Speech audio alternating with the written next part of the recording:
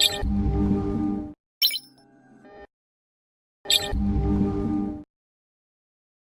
залуусаа юу байцгаана? Өнөөдөр мэндүргий. Окей. За өчтөр орсон арилжаануудаас эхлүүлээд би оролтын шилтгаануудаа тайлбарлаад эхлэе гэж бодож байна. Оролтын шилтгаануудаа тайлбарлаж эхлээд тэгээд дараа чарилж руугаа явна. За хамгийн ихэнд бол бид gold. За gold дээр би daily time frame ерхий хөдөлгөөн интернал аптай ерхий 38.2-оор аптай 38.2-тэй аптай импульс боломжтой. 4 цаг дээр бол after and buying zone-тай tourism төлөвлөгөөр дэрсэн Fibonacci-гийн 61.8-тай импульс боломжтой байгаа. 30 минутын дээр мэдээж after and buying zone руу маш хүчрхэг buying volume-оор шилжиж орж ирсэн. Тэгээд tourism төлөвлөгөө авчирсан. Ёроолын candle үүсгэсэн. Ёроолын candle бол хангалттай том хангалттай сайн ногоон candle-ийг гаргаж ирсэн. Тэгээд баядах боломж үүссэн. Харамсалтай нь бол баядагдаад буцаад шууд доошоо орж иржээ. Тэгээ ер нь бол энд барих гэж үзсэн л дээ. Баяуд барих гэж үзээд болоогүй. Окей. За дараагийн зүйл бол мэдээж gold-ийн дараа бид нэр за энэ одоо swing-ийн gold-ыг би бас яагаад хааж байгаа вэ гэдгийг бас тайлбарлах байх. За бараг тайлбарлах шаардлагагүй дээ. За тэгэд gold-ийн дараа бол мэдээж USD yen арилжсан, евро USD арилжсан. USD yen арилжсан, евро USD арилжсан. Окей. За евро USD-гээс эхлээд явъя да. Нөгөө евро USD маань хаана байна одоо?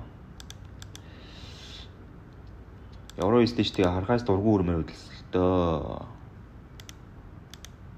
Яа энэ. За евро USD дээр бол бидний SL-ийг авсныхаа дараа шууд TP рүү зүгэлсэн байгаа.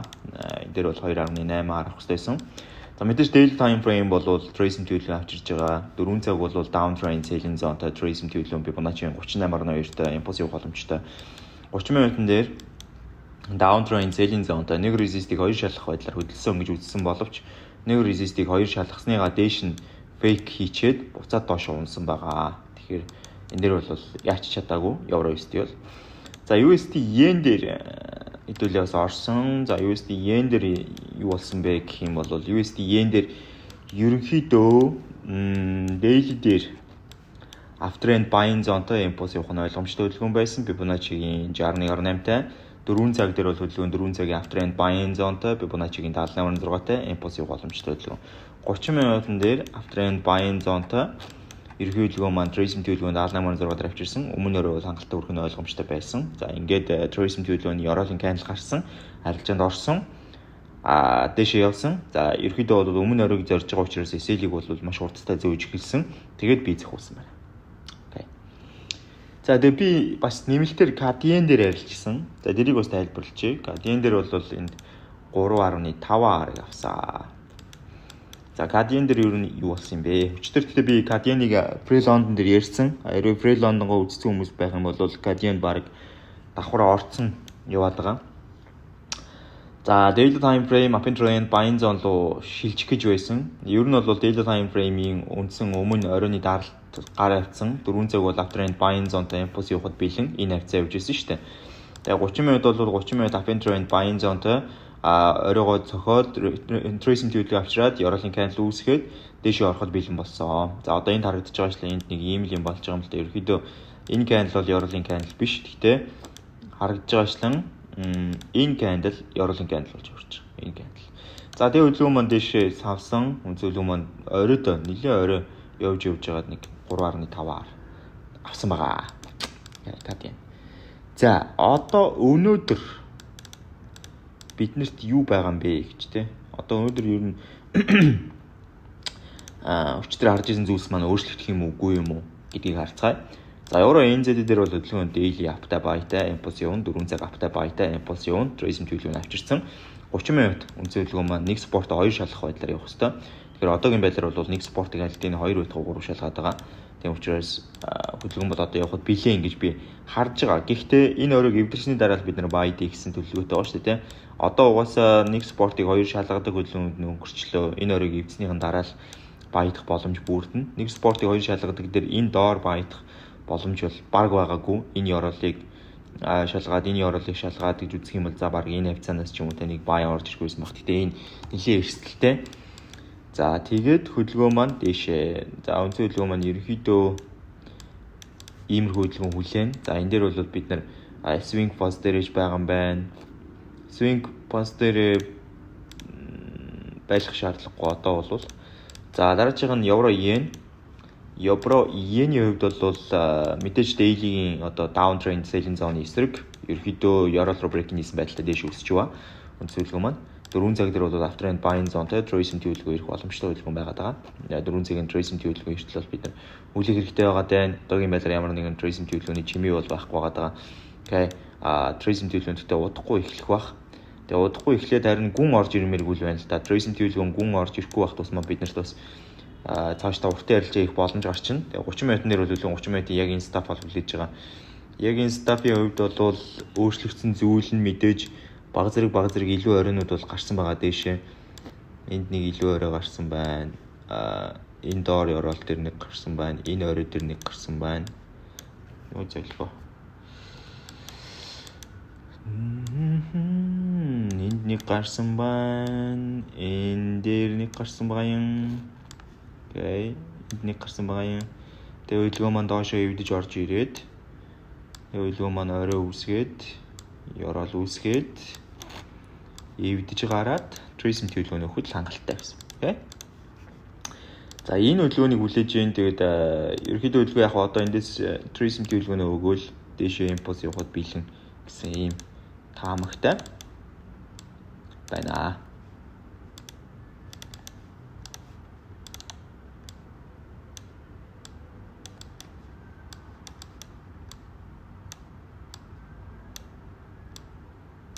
За иймэрхүү. Евро эндэлттэй би уртаа чарна, богино чарна гэж үзэж байгаа хаа. Богиныг гэхдээ одоо яг хүлээх цаг нь биш л дээ. Тэгэхээр оруулахгүй юм байна. За USD yen daily дэшигээ явах нь ойлгомжтой харагдаж байна. 4 цаг дэшигээ явах нь ойлгомжтой харагдаж байна. 30 минут дэшигээ явсаар байх нь ойлгомжтой харагдаж байна. Одоогийн байдлаар бол даун чиглэлтэй унах боломж гарах магадлал байхгүй байгаа. Тэгэхээр хөдөлгөөн ингэсэн энэ оройг эвдсэн энд ёроол үүсгэх гэж чадаагүй. Тэгэхээр хөдөлгөөн бол удахгүй tracing хөдөлгөөн авчирнаа гэсэн үг. За эндээс бол би дахиад байдна. Дахиад байдах газар маань бол энд байна гэж харж байна. Окей. Асуудал алга. Эндээс бас дэшээ байд гэж бодож байна. Тэгэхээр USD yen-ийн хувьд бол мэдээж short-ийн position харна. Long дээр байхгүй гэсэн үг шүү дээ.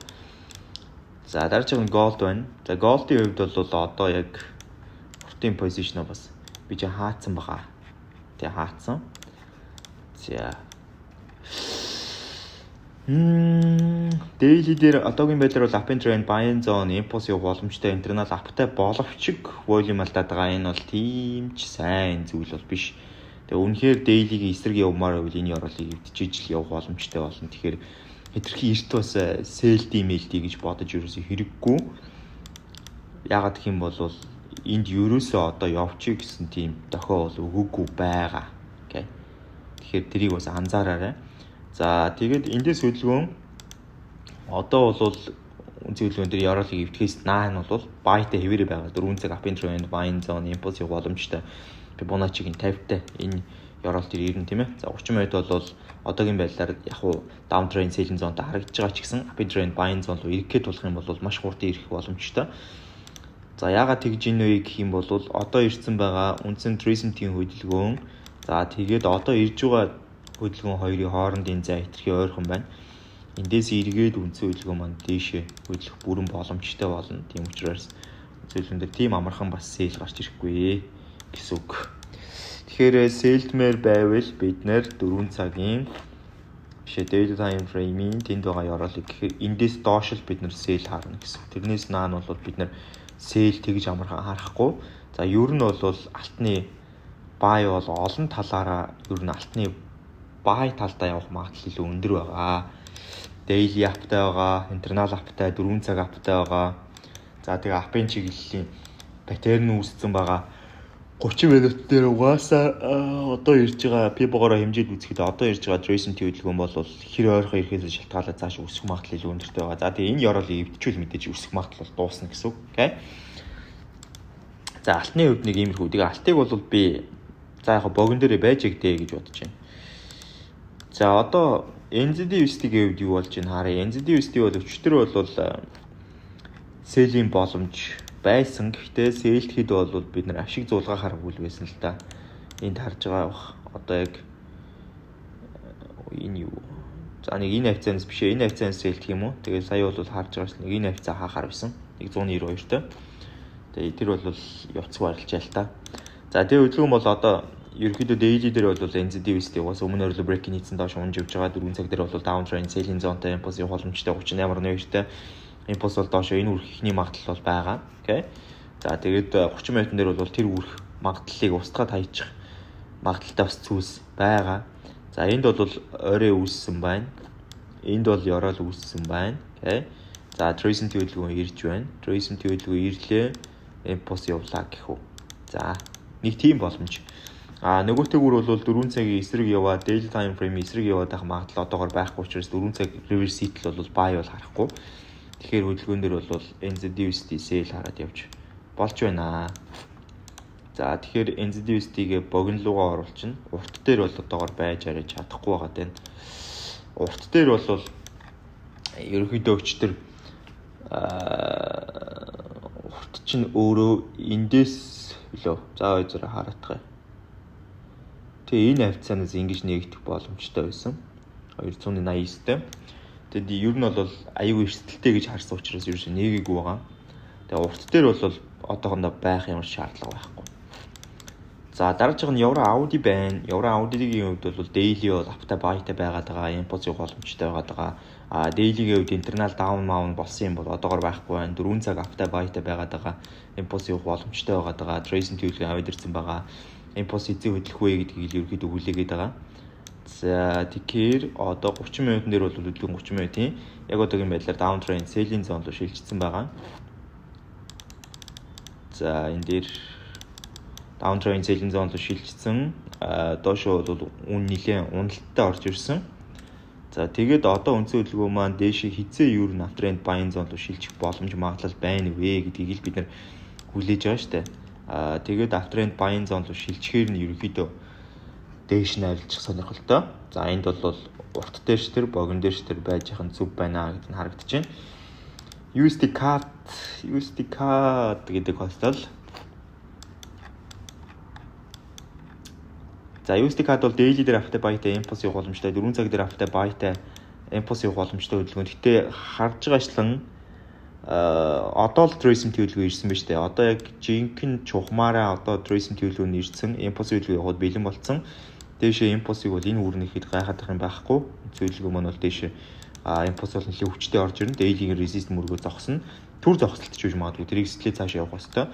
Тэгэхээр 30 минутын дээр яг энэ Trace-ийн төлөвлөгөө яаж орж ирсэн гэдэг л хамгийн сонирн байх гэдэг да. Яг өчтөр эндээс USD CAD би энэ спортыг шалгуул buy гэж бодож исэн. Спорт бол шалгаагүй. Тэгээд угаасаа long тал одоо яг уртын арилжийн талдаа бол 4 цаг дээр Trace-ийн төлөвлөгөө ирсэн гэхэд бэрх байсан.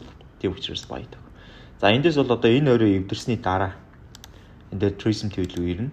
Тэгээд impulse Trace-ийн impulse. За тэгэхээр хөдөлгөөн бол одоо яг бид нэр яг юу явах боломжтой? Байт боломжтой хөдөлгөөнүүд харагдана гэсэн үг. За жижигийн бай, томын бай хөдөлгөөнүүд хугацааны хувьд штэ. За тэгээд 4 цаг дээр бол би эндээс яг энэ орой эвдрэнгүүт нь бай хийсэн сонирхол байна. Орой эвдрэнгүүт бай тэгэхээр биднэрт ер нь ямар ашиг гарч ирэх нь 23.6-тай 61.8 хүрлээ гэж бодоход хоёртой арилжаа. Энэ ер нь баг байтах шаардлага байхгүй л арилжаа. За яг ингээл орхичээ. Гэхдээ ер нь бол урт дээрээ бол нэг орох гэж зүтгэсэн хэрэггүй арилжаа байх шиг харагдаж байна. За лист рүү оруулсан. Дараач нь Panda NZD байна. Panda NZD бол daily дээр интерналаар аптай. Overall trend дээр буюу одоо major trend дээр downтай. 4 цаг дээр after and buying zone-тай. 30 минутын дээр after and buying zone-тай. За эндээс 30 минутыг харах юм бол энд Yorol эвдэж орж ирээд энд оройг үүсгэж аваад Yorol-ыг эвдээд импульс хийсэн. Тэгэнгүүтлээ энэ оройгоо дээш нь эвдсэн газар нэгээд харах юм бол энд байгаад байгаа шиг харагдаад байна. За энэ оройг энд үүсгэснийга дараа бол хөдөлгөөн энэ дээрээсээ ингэж орж ирээд ингэсэн байна. Одоо trace төвлөгөө хийж байна. Дахиад нэг trace төвлөгөө хийх нь бол ойлгомжтой. Тэгээд импульс явна. Маш энгийн хөдөлгөөнд явах гад байна та. Ууг нь ч ер нь хүчтрийг бодох юм бол хамаагүй дээр л харагдаж байна. Энд гэхдээ swing дээр байх нь зөв үгүй юу? Swing дээр байх шаардлага баг. Swing дээр байхгүй тийм байхгүй. За тэгээд саяныч нь гэхдээ юун дээр байгаа хэвчээ short дээр байгаа хэвчээ тий. За pound card-ыг бол юу гэж арах уу гэхээр ерөнхийдөө daily break-ийг хийчлээ. Доош унах магадaltaй гэж харж ирсэн. Гэтэ энд нэг спортыг аягүй сайн бариад байгаа. Энэ Yorol энэ нэг жижигхэн одоо хоёр candle спортыг бол маш сайн бариад байна. За 4 цаг дээр бол after and buying zone явах магадлал стил байсаар байгаа. Энд бол down trend selling zone шууд явчихна гэж бол тодорхойлж юусоо болохгүй. За 30 минутын дээр бол яг одоогийн байдлаар pound card. За pound card бидрийг бол нэг хуурцсан байгаа. За одоо хоёр дахь хуурах уугүй юу гэл шийднэ гэсэн үг. Хоёр дахь хуурах уу эсвэл үнэхээр явах уу? Тэ. Pound card бол эндээс after and buying zone-тай болцсон байна. 9:30 үед Yorol гаргасан байна. За дараа нь бол тэр Yorol-ыг 10-ч шалгасан, 10:30-ч шалгасан. Одоо ингээд шалгаад явж байгаа байдалтай харагдаж байна. Тэгээ эндээс ингээд хөдөлгөөн бол дээш өсвөл өсөхөр хөдөлгөөн гарч ирнэ. Yorol-ийн хувьд гэвэл дахины удаа шалгалт хийсэн тохиолдолд бол шууд buy-дах боломжтой харагдаж байна. За эндээс buy гэсэн байдлаар. Дээшээ daily-ийн resist руу daily-ийн resist бишээ sorry. 4 цаг чигттэй болоо Fibonacci-гийн 61.1-тай daily-ийн энэ рүү явах шаардлага байхгүй. Зөвхөн 4 цагийнхаа үндсэн дээшээ resist руу чиглэлтэй бол өсөд явах боломж магадл байгаа гэсэн үг. Pound card ч гэсэн их гоё смутны хөдөлгөх юм бол бид нарт маш гоё арилж өгөх боломжтой л харагдаж байна. За тэгээд ер нь яг day дээр бол ийм болцсон, дөрөв дээр ийм болцсон 30 минутны эргэцэн гэдэг утгаараа бид нар бас swing талдаа ч гэсэн арилжиж болно. Тэгвэл энэ бол swing талдаа жоох эрсдэлтэй. Яагаад эрсдэлтэй гэж би хэлж байна гэхээр ерөнхий daily time frame-ийн өмнө орой break-ин хийсэн гэдэг бол өөрөө маш том хэмжээний selling volume орж ирсэн гэсэн утгатай. Тэгэхээр энд эсрэг чиглэлийн buying volume яаж орж ирэх гэхлээр 30 минутын дээр тестлээд үзсэн дээр байх. Яг одоо бас ингээд юу яах юм бол long ч үхтэй уртын юм buy орох юм бол хөдөлгөөн баас нэлээд зохимжийн ашиг бол өгнө. Дээшээ бол 517 артай ашиг өгөх боломжтой харагдаж байгаа. 30 минутын дээр ирэхсээ. За daily time frame-ийнхаа гэтээ энд бол яг 4 цаг аптай ч гэсэн daily-гийн internal down-тай байгаа учраас still 4 цагийн эсрэг арилжих, sell-ийг арилж ачид байсаар л байгаа гэсэн үг. Тэгэхээр их бодолтой хөдөлгөх хэрэгтэй л дээ. За энийг үгүй ингээ орхи swing дээр ч тэр жижиг цаг дээр ч тэр. За одоо Pound USD болохоор Pound USD өмнө орой break хийсэн. Унах нь бол ойлгомжтой болчлоо. Энэ спорт руу бол орж чадахгүй дүлгнээдс нь орцсон. 4 цаг дээр бол down trend selling zone за мэдээж яг явна гэдгээр явлаа. Доош Yorol үүсгэх шаардлага байсан үгүй юу? Yorol үүсгэлээ. Орой бол үүсгэж чадаагүй. Тэгэхээр Yorol үүсгэсэн гэж үзэхгүй. Fibonacci-гийн 50-тай. За импульс очвол цааш үргэлжлэе гэсэн төлөвлөгөөтэй байгаа юм шиг байна да. За 30 минутын дээр бол хөдөлгөөн 30 минутын өмнө Yorol-ыг эвдээд trace 50 дээрс хөдөлгөөн харагдаж байна. За одоо яг тэр Yorol-ыг ингээд доош нь эвдсэнийг нь харах юм бол энд ирлээ. Trace дээрснийг харах юм бол энд ирлээ. Тэгээд импульс явах чинь. За тэгээ ер нь бол шалгалтын зэвүүдээр харуул 9 цагт өглөө Аз дээр шалгасан л байна л та. Тэгээд доошлсон. Тэгээд доошлохдоо бол энэ Yorol-ыг одоо эвдээд баг бид нарт оролт өгөхгүй л болоо да. Яг зүгээр ингэж мөрөөдөх юм. Тэгэхээр бид нар зүгээр оролт бол өгнө гэж бол би бодохгүй байна. Нэг ийм оролт. Өгвөл өгнө, өгөхгүй бол өгөхгүй. Тий, тэгээ short. Тэгэд ингэсэн байгаа хөдөлгөөн чинь daily дээр ингэж очиод за тэгээд цаашдаа ирээд өгнө Цааш нь дараа нь Euro USD-г харахаар л өдрөө өөрөөс хатгсан юм шиг санагдаад байгаа шүү дээ. За daily time frame, up and trend, buying zone, Fibonacci 38.2, daily-гийн спорттой 4 цаг дээр up and trend, биш down trend, selling zone, tracing төлөв 38.2-тэй импульс явж байгаа байдалтай. 30 минутын дээр бол үлэн 30 минутын яг одоогийн байдлаар харагдж байгаа ажлан энд оройтой болцсон юм байна. Энд оройтой доош уналт хийж орж ирээд энд оройтой болсон байна. Тэгээ одоо Euro USD бол угаасаа тэгээд яг л нөгөө зохимжийн зэг рүү буюу daily time frame дээр очино. Тэгээ daily time frame дээр очиход юу өөрчлөгдөх юм 4 цаг бол down trend selling zone тавиад daily time frame руу break in хийхгүй юу гэдэг л асуудал яригдана гэсэн үг. Тэгээ 4 цагийн down trend selling zone-ийнх нь магадгүй 30 минутын дээр энэ дээр ийм reverse үсэх юм бол бид нэр уртаар бол дээшээ 4 цагийн эсрэг орж үүснэ. Хэрвээ яг нь зам дундаасаа буцах юм бол бид нар гарчиж болно. Асуудалгүй. Тэгэхээр эндээс бол урт орж болно, богино орж болно, аль алийг хийж болно. Тийм учраас бас яг сүрсэн газар бол биш. Юу вэ? Минут цагаас асаад. Тэгээд энэ дээрээ хэдүүлээ. Иргэхийг нь үлээгээд ийштэй.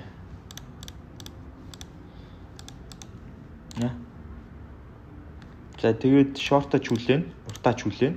Eurocad бол мэдээж одоо дээшээ чиглэлийн хөдөлгөөн daily time frame, up and trend, buying zone 23-6-тай импульс явах боломжтой хөдөлгөөн. 4 цаг өөрөө down trend selling zone-тай байгаа. Нэг resistance 3 дахь удаага шалгаж байгаа байдалтай харваач угаасаа нэг юм жижигхэн паттерн маягийн зүйл үүсгээд доош байх магадлал нь илүү өндөр болцсон. Дээшээ гарч ирлээ гэхэд заавал trace үлээх учраас оролт байхгүй. За энэ дээр бол одоо 30 минутын дээр мэдээж 4 цаг бол мэдээж down trend selling zone-тай. 30 минут бол өөрөө юу гэдэг байгаа. Өмнө оройгоо эвдсэн. За тэн дээрээс бид нарыг нэг байдуулж алдуулсан. Түүний дараа бол down sell явсан. За ийм хүсэл харагдаад байна. Яа.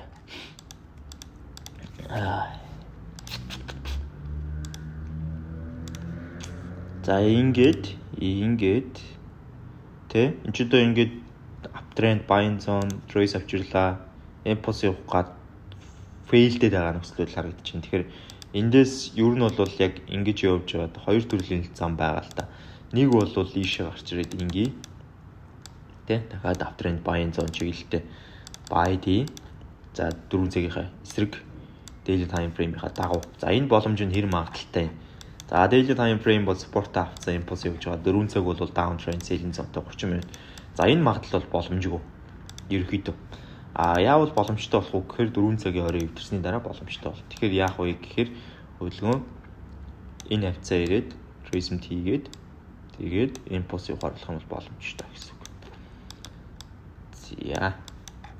За харин нөгөө талаараа бол илүү өндөр магадaltaй зүйл нь бол мэдээж Euro-л эвдэрх байгаа. Энэ Euro-лыг эвдээд хөдөлгөөн tracement хийлгээ авчираад impulse явах. Энэ магадлал бол илүү одоо боломжтой. Магадлалын хувьд бол тооцогдож байна. USD franc. За USD franc бол downtrend selling zone tracing төлөв ирж байгаа байдалтай 4 цаг бол мэдээж одоо downtrend selling zone-тойгоо ч гэсэн энэ хөдөлгөөнийг бол заавал хүлээнэ гэж би ярьсан. Заавал хүлээнэ. За дараачих нь бол Audi CAD байгаа. Daily дээр бол internal down-тай болцсон хөдөлгөөн. За доош унах боломжтой 4 цаг бол uptrend buying zone-тай болцсон. Daily дээр internal down-тай. Гэхдээ 4 цаг uptrend buying zone-тай гэдэг чинь бас л нэлээд сэжигтэй нөхцөл байдал гэсэн үг. За эндээс бол бид нар яг хөө гэхдээ юу яана л да. 4 цагаар дагаж таарна. Гэхдээ 4 цагийн хувьд бол 4 цаг яг гоё tracing төлөвлөгөө бол авчираагүй байна. Тэгэхээр 4 цаг дээр хэрвээ гоё tracing төлөвлөгөө ирэх юм бол бид нар байдаж таарна. Уртдаа дээшээ. Хэрвээ тэгж чадахгүй бол доошоо Euro-лоо эвдэх хэвээр. Euro-лоо эвдэхээр нь sell-дэж таарна. Окей. Ийм л нөхцөл байдлууд харагдаж байна. За Audi CAD дээр чинь бид нар бас нэг дөрүүлсэн юм байна. Эндээс ингэж орж ирэнгүүтлээ ингээд тэгээд ингэчингүүтлээ хөдөлгөөн бол ерөөсөө доошоо ингэж орж ирээд буцаад дээшээ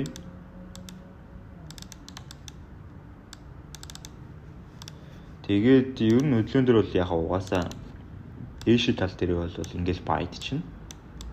Доошид тал дээр бол түрүүний том сейлийг хийчих болно. 4 цаг дээр бас хуртын бай хийчих болно. Ерөөс ямар ч эдритем бол алга.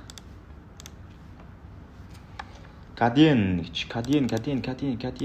Daily бол импульс явахад бэлэн болсон. Гэхдээ daily импульс тийм амархан явчихгүй. Одоо удахгүй бас л нэг том дэлбэрэлт хийхгүй юм бол tracing tool авчир шаардлагатай болно.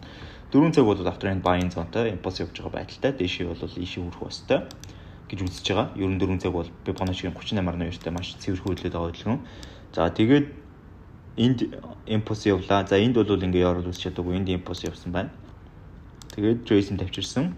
Тэгээд энд орой үүсэх гэж чадаагүй. Энд орой үүсгээд ёроол үүсгэсэн байна. Болж байна. Тэгээд импульс яваад tracing тавьчих гарна. Одоо дээш нь ерөөхдөө нэг ганц 2 бай хийн. Ганц 2 баюуд бол хийн гэсэн сонирхол байна. Ингэж оруулаад дараа нь ингэж оруулах. Гэсэн ийм сонирхол бол байна. Guardian дээр.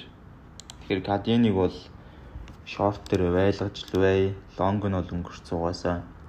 Audi Cad-ыг бол swing дээр орхисон юм байна. USD franc-ийн хувьд бол угаасаа тийм байсан. Euro Cad-ийн хувьд бол short дээр байгаа. Long дээр бай. Урт дээр байх нь зөв буруу. За зөв юм байна л та. За тэгээ Audi USD ороод ирж байгаа. Audi USD-ийн хувьд daily break хийсэн. Fake-лж магадгүй. 4 цаг бол downtrend, selling zone, tracing төлөвлөгөө, impulse-тай явж байгаа байдалтай. Одоо яг impulse хийх гээд байгаа л нөхцөл байдал харагдаж байна. За энийгээ дээшлүүлээд энд авчираад. За 30 минутын дээр бол угаасаа 30 минутын чито. Эндээс ингэж орж ирээд ингээд ингэсэн хөдөлгөөн ингэсэн.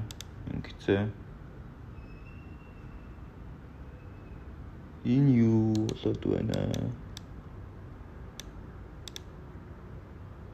Энд дээр хэмжихгүй бол ингээ алдах гэж байна. За энд бол ийм зүйл болсон байна. Ингэсэн байна гэж харагдаж байна. Ингэсэн байна.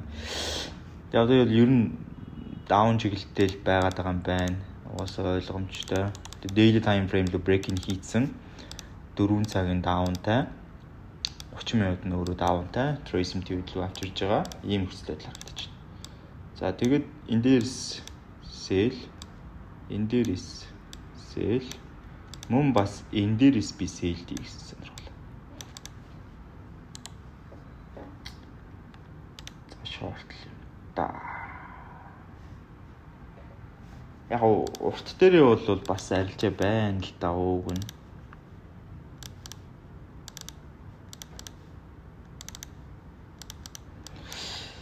Taylor break-ин хийгээд fake-лж амжиж чадах нь үгүй юу? Чадахгүй бол эндээс явах хэвээр. Урт дээр ч гэсэн байж болно. Гэхдээ Taylor дөнгөж break хийсэн 30 минут reverse-ийн төвшин нь энд хийгдсэн байгаа. Тэгээд down sell-тэй ирж байгаа гэж бодохорч.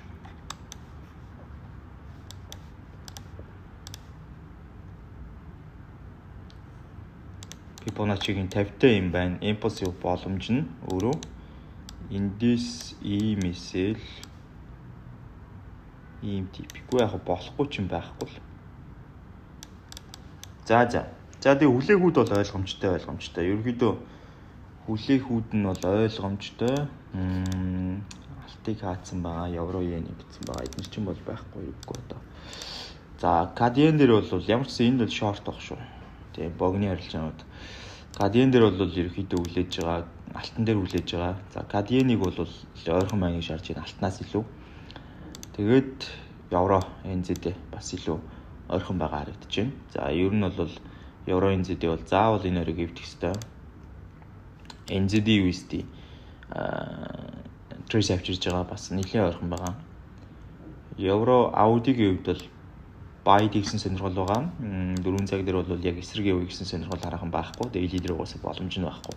Daily дээр ягаад гэвэл internal style автай байгаа. За тэгээд евро Audi. Тэгээд дараа нь USD CAD. За тэгээд pound NZD. За pound NZD энэ хэвчээ тавьчих. За дараагийн нь болохоор pound CAD байгаа.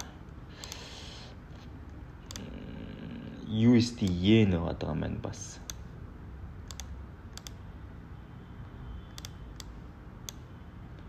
Энэ нь болохоор юу вэ? Евро USD. За нэг иймэрхүү дараалалаар л тавигдана да. Audi USD бол бас яг хуу ихэнд орж бас магадгүй. За урт дээр бол мэдээж одоо евро NZ-ийг хүлээж байна. Евро Audi-г хүлээж байна.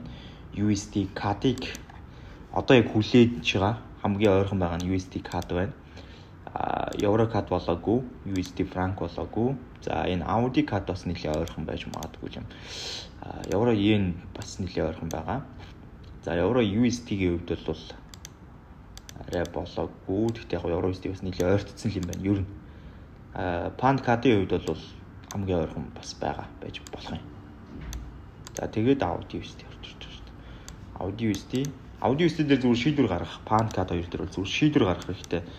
Яг яах вэ? За үнэхээр одоо баядах мөн үү биш үү гэдэг шийдвэр. Тэ pound CAD дээр бол Audi USD дээр бол үнэхээр сэлдэх мөч маань мөн байна уу биш үү гэдэг зүгээр шийдвэр гаргалтын асуудлууд яригдчих байгаа шүү. За юм байна даа. Бас хурдан яриад байсан юм шиг болтлоо. 31 минут болчихжээ. Окей. За тэг бүгдээр нь амжилт хүсье. Баярлалаа. Баяртай. Удахгүй бүгдээ арилж байгаарай. Ашигаарай. Уулзъя. Баяртай.